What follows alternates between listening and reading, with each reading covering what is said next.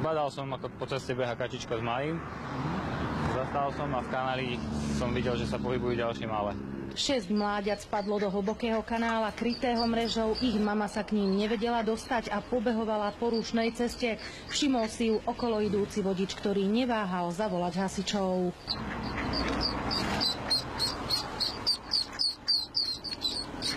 Za mamičkou. Moje, aké si rýchle.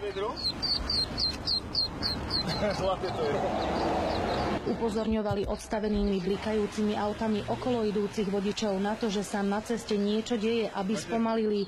Ďalšie mláďa uviazlo na druhej strane cesty. Hasiči liezli do kanála popri autách, ktoré cestou prechádzali. V premávke si tak museli dávať pozor aj sami na seba.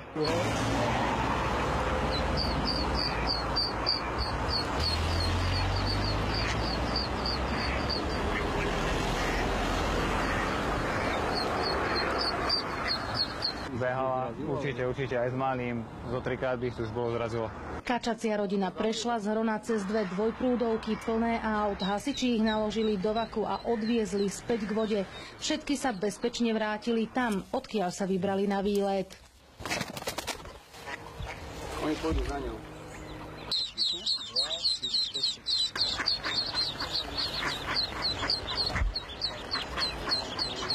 Z Banskej Bystrice Katarína Kováčiková, televízia JOJ.